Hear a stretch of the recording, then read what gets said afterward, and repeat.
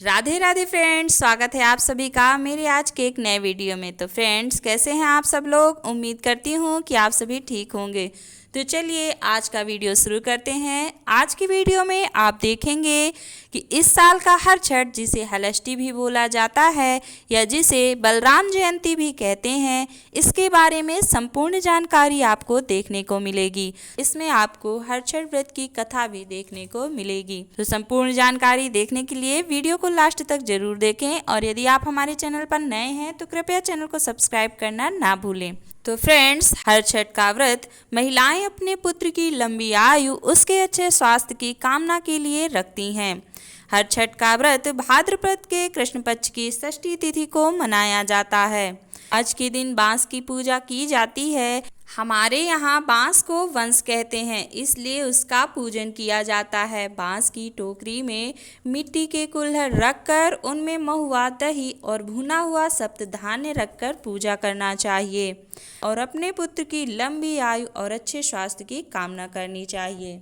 साल हर छठ का व्रत 24 अगस्त को है, जिसमें षष्ठी तिथि का प्रारंभ 24 अगस्त को दोपहर 12:42 से प्रारंभ है, जो कि 25 अगस्त को 10:24 सुबह तक रहेगा। तो उदया तिथि के अनुसार हर छठ का व्रत 25 अगस्त को रखा जाएगा।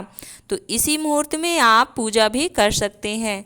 तो चलिए अब हर छठ व्रत की कथा शुरू करते हैं। एक बार राजा युधिष्ठिर ने भगवान श्री कृष्ण से अत्यंत शोक संतप्त भाव से कहा, हे देवकी नंदन सुभद्रा अपने पुत्र अभिमन्यु के मरणोपरांत शोक संतप्त है। वह अभिमन्यु की भार्या उत्तरा के गर्भ की संतान भी ब्रह्मास्त्र के तेज से दग्ध हो रही है, क्योंकि दुष्ट अश्वत्थामा ने गर्भ को निस्तेज कर दिया। द्रौपदी भी अपने 5 पुत्रों के मारे जाने से अति दुखी है। अतः इस महादुख से उत्थान हेतु कोई उपाय बताएं। तब श्री कृष्ण जी ने कहा, राजन, यदि उत्तरा मेरे बताए इस अपूर्व व्रत को करे तो गर्भ का निस्तेज शिशु पुनर्जीवित हो जाएगा। यह व्रत, जो भाद्रपद की कृष्ण पक्ष की षष्ठी पर भगवान शिव, पार्वती, गणेश व स्वामी कार्तिकेय की विधि विधान द्वारा पूजन पुत्र पौत्र की अल्पायु व शोक के महादुख से मुक्ति प्रदाता है।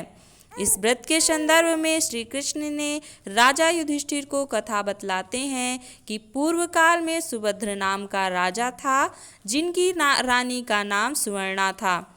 राजा रानी को एक हस्ती नामक पुत्र था। एक बार राजपुत्र हस्ती धाय माँ के साथ गंगा जी स्नान करने गया। बाल स्वभावश हस्ती जल में खेलने लगा। तभी एक ग्राह ने उसे खींचते हुए जल के अंदर ले गया। इसकी सूचना धाय माँ ने जाकर रानी सुवर्णा से कह सुनाया। इस पर रानी ने क्रोधावश धाय के पुत्र को धधकते हुए आग में डाल दिया। पुत्र शोक से व्याकुल धाय माँ निर्जन वन को चली गई और वन में एक सुनसान मंदिर के पास रहने लगी। वन में सूखा तृण, धान्य, महुआ आदि जो मिलता खाती और मंदिर में विराजित शिव, पार्वती, गणेश जी की पूजन कर दिन व्यतीत करने लगी। इधर नगर में एक अद्भुत घटना घटित हुई कि धाय माँ का पुत्र आग की मिट्टी से निकल गया और खेलने लगा। यह खबर पूरे नगर में फैलते हुए राजा रानी के पास पहुंची। तो राजा रानी ने इस घटना के विषय में पुरोहितों से पूछा। तभी सौभाग्य से वहां दुर्वासा ऋषि पहुँचे। राजा रानी ने ऋषि का पूजन कर धाय पुत्र के जीवित हो जाने का कारण पूछा।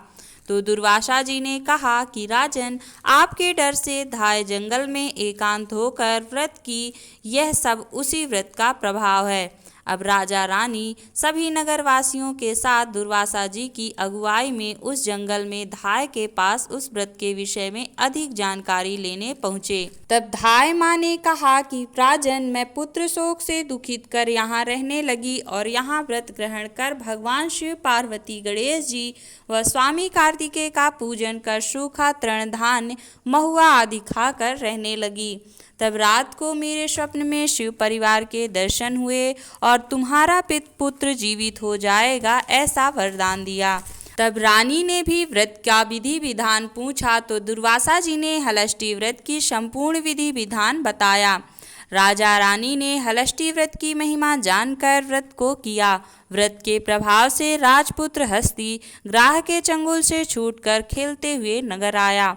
अपने पुत्र को पाकर राजा रानी सुखी हुए और धायक भी पुत्र के साथ प्रसन्न होकर निवास करने लगी। वहीं बालक हस्ती आगे चलकर परम प्रतापी हुआ और अपने नाम से हस्तिनापुर को बसाया। इस प्रकार भगवान श्री कृष्ण ने युधिष्ठिर से हलष्टि व्रत की महिमा का ज्ञान देते हुए कहा कि हलष्टि व्रत कथा पहले नारद जी से सुन। मेरी माता देवकी ने इस व्रत को सबसे पहले किया था, जिसके प्रभाव से उनके आने वाले संतान की रक्षा हुई। अब भगवान श्री कृष्ण से सुन। युधिष्ठिर ने इस व्रत को उत्तरा द्वारा करवाया। व्रत के प्रभाव से उत्तरा का अश्वत्थामा द्वारा नष्ट हुआ गर्भ पुनः जीवित हो गया तथा प्रसव पश्चात बालक का जन्म हुआ, जो कालांतर में राजा परीक्षित नाम से प्रसिद्ध हुआ। इस घटना के बाद से ही हलष्टि हरछठ की कथा लोकप्रिय है, साथ ही हलष्टि हरछठ का पर्व मनाया जाने लगा। तो फ्रेंड्स, ये थी हरछठ की छोटी सी कथा। उम्मीद करती हूँ आपको कथा पसंद आई होगी। यदि आप हमारे चैनल पर नए हैं तो कृपया चैनल को सब्सक्राइब करना ना भूलें।